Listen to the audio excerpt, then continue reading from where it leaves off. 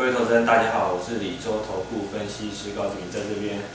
为各位做这个本周的一个台股的一个盘势分析。那首先我们来看到这个加权指数部分哦，今天在这个外资回补台股的一个带动之下呢，加权指数有再创波段的新高，来到9249点哦。但是我们可以观察，虽然成交量是有稍稍的放大到1000亿左右，但是就整个成交量来讲的话，还是没有像先前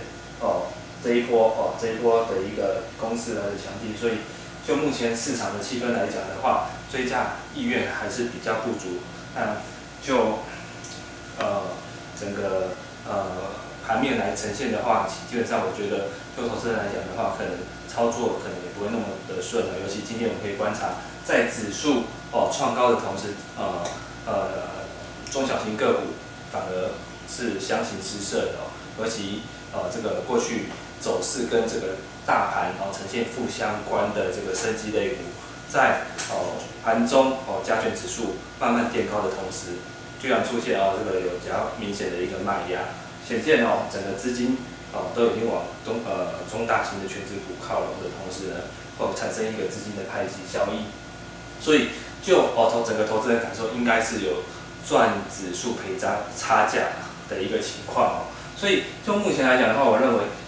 因为盘面还是持续呈现一个类股快速的轮动，那对投资人来讲，操作的难度是非常高的。与其现在做一个比较激烈的操作，我认为现在可能要转为比较谨慎，等到整个盘面的族群性比较明显之后，再来进行一个积极操作，可能会有比较好的一个获利机会。那贵买指数也一样虽然有逐步缓步垫高，但是我们可以发现，其实在它最近近1个月基本上每天都是留下上影线，所以基本上都是盘中会有一个指数有一个相对高点，但是尾盘都会出现卖压，所以就近期的操作，对于整个追强势股的策略是比较不好的也就是说，可能近期的操作尽量还是以买黑不买红的一个逻辑来做一个操作，可能会有比较高的一个胜率，但如果你是盘中去追涨停的，可能你隔一天都会有一个获利回吐的一个卖压。那就整个目前法人的一个在期现货的操作来看的话除了外资持续做一个买进之外呢这个比较偏向短线操作的一个自营商最近随着指数开始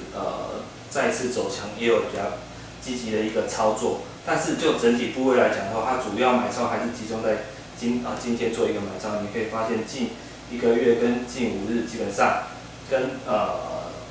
今日的一个买超其实非常的接近，所以它最近的一个买超动作主要是在今天在做一个抢进的动作。那当然主要是因为今天指数有再创新高，那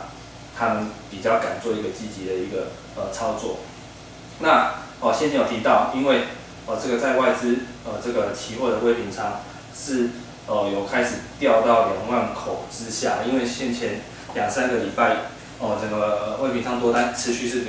都维持在2万口以上，所以维持盘面比较热络的一个气氛。但是最近它有开始慢慢的调节，所以我们要留意，如果它接下来持续在减少的话，可能会影响到目前的一个市场的一个气氛。尤其如果我们观察美股的话，其实4大指数的一个日 K D 其实现在都是出现死亡交叉。那如果接下来美股有出现比较大的一个拉回的话，可能会影响到台股可能会也有同步回档修正的一个可能，这一点是投资人要提高警觉的。那就接下来可以留意的一些族群，我认为还是可以跟着一些展览题材来做一个操作。那除了现在已经开幕的一个巴西世足赛之外呢，我认为接下来的糖尿病学会，也或者是原料药的一个中国展，对于还有这个6月19号的台北国际医疗展，对生技族群还是会有比较好的一个激励效果。虽然今天生技股市有一个回档的修正，但是当指数接下来不管是说出现震荡或是有拉回的一个情况之下呢，我相信资金可能又会再转进生技股做一个避风港的一个情况，但在资金涌进之下，他们股价应该就有一个比较强的一个拉升效果。其实，如果你观察盘面最近生技股的一个族群涨势是有比较明显的所以相信随着这些展览开始陆续展开，对于题材的一个慢慢发酵之下呢，股价应该都会有一个转强的一个机会。那就电子的部分，当然是留意光电展以及这个6月24号即将召开的这个 Google 的一个开发者大会。那就这一次这个 Google 的这个开发者大会，它主要会着重在它为穿戴式装置开发的一个新的一个作业平台，相信会带动市场重新又把注意力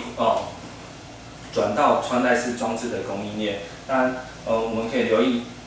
前几波带动物联网甚至穿戴式装置主要公司的一个连结这档个股，如果在近期连接有股价重新转强，相信它有机会带动整个族群的一个比价效应。像今天的预创股价是有在攻上涨停。那如果接下来这个族群性越来越明显之下呢，可能还可以留意除了说Google 穿戴式装置，甚至整个物联网的一个硬体装置都有机会会有一个比价的效应。那就穿戴式装置主要还是会应用到许多的感测器以及这个MCU 的部分所以我相信这些相关概念股最近股价会有慢慢转强的机会。那尤其甚至有机会资金有机会是转到先前股价还没有表现那么强的这个 MCU 的一个相关个股像是灵通松汉、盛群、维权店，可能最近可能会有接棒演出的一个机会投资人是可以留意。那就现行来看的话，其实灵通其实股价其实整理了也近半年最近股价有慢慢出量上攻的一个态势，尤其目前是呈现一个均线纠结。那只要接下来能够补量上攻，相信应该突破前高并不是难事那突破之后，可能股价就会有一波比较好的一个涨势。那同样伟权定也是在整理近半年之后呢，就呈现一个均线纠结。那它比较好的是说这一波已经有开始明显的一个出量，现形是比这个刚刚的灵东来得好。那接下来也是出现补量上攻，应该就有复制前波公司的一个机会。另外观察今天盘面电子股比较强的有苹果的供应链，那主要是随着这个苹果今年的一个 iWatch iPhone 将会在第3季末第4季初开始上市，所以整个零组件的一个铺货潮从这个月开始就会慢慢的做一个积极的一个拉货，所以供应链的营收也会开始转强。所以就股价来讲的话，我们可以发现其实整个供应链股价最近又有重新转强的一个表现。那其中我认为可能可以留意这一次新产品所搭载的一个新功能，因为毕竟有新的功能才会有一个新的一个想象空间，对于股价来讲会有比较大的一个激励效果。那建议投资人是可以留意指纹辨识的一个供应链，在3360的上力的部分，虽然它股价这一波已经涨了2倍多，但是其实就技术面来讲的话，未来应该还有一波涨势因为以它今年是有机会获利赚到2元来看的话，目前本益比大概12倍左右并没有说太贵。那它最近股价进入整理，主要是因为被分盘交易，那大概到25号之后就会解禁，预期在解禁之后可能就会有比较强的一个连续涨势。那投资人是可以留意，因为我们可以观察，其实它每一波的涨势起涨点都是以跳空来做起涨的所以想要进场的投资人可能要在它整理阶段就要进场，等到它真的发动攻势的话，可能会买不到的情况，投资人要留意一下。那另外一档是无线充电模组的一个供应商宣德的部分，它最近股价也有出现一个连续涨势。那以它接下来是进入整个出货旺季之下呢，营收应该有机会开始逐步走高，再加上它还有另外一个题材，就是这个行动装置的一个新一代规格，就是 Type-C 的一个供应商。那大概 USB 联盟大概最快这个月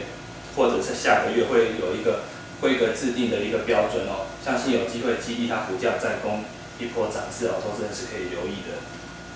另外这个月是密集的一个股东会，所以召开股东会的公司呢多多少少都会释放一些利多讯息，尤其今年在这个租税考量之下呢，很多的公司呢都有在股东会加发股利的一个情况，所以对于股价来讲都会有一个激励的效果，所以投资人可以留意你手中的这个相关持股，在股东会前后应该都会有不错的一个表现。以上是这边为投资人做的一个本周的一个分析，那预祝投资人在本周操作顺利，谢谢。